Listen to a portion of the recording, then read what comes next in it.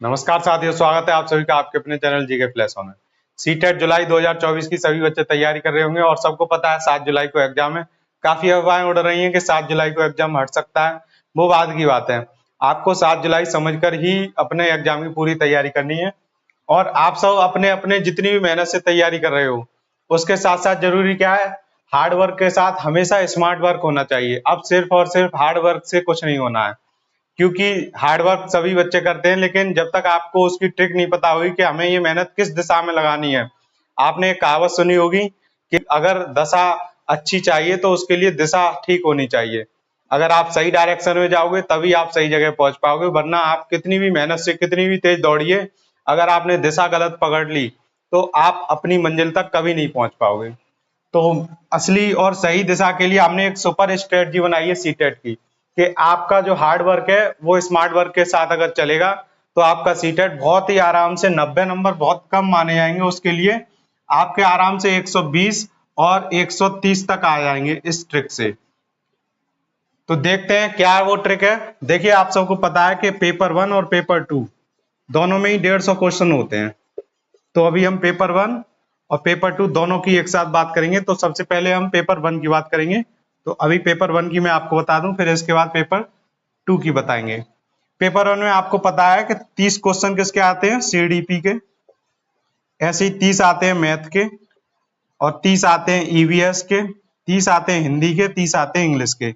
इन 30 में दो दो पार्ट होते हैं। 15 क्वेश्चन होते हैं आपके पेडागोजी के। ये जो 15 क्वेश्चन है ये पेडागोजी के हैं, और 15 ही क्वेश्चन किसके हैं, इसके सब्जेक्ट के।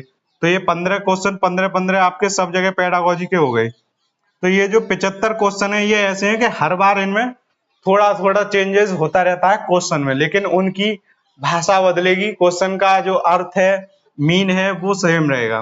तो आपको ये 15 क्वेश्चन डेली, हर एक सब्जेक्ट के 75 क्वेश्चन डेली पढ़ने हैं पेडागोजी से। ये ऐसी है कि आप जितनी ज्यादा पढ़ोगे उतनी अच्छी इस पे आपकी पकड़ होती जाएगी। सेम इसी तरह से उसमें क्या होता है, जो पेपर 2 है, अब हम पेपर 2 की बात करेंगे। पेपर 2 की, उसमें भी इसके 30 क्वेश्चन आते हैं सीडीपी के, और मैथ और साइंस के आते हैं 60 क्वेश्चन। तो 60 में से 30 आएंगे पेडागोजी के, और इसमें से 15 आएंगे पेडागोजी के।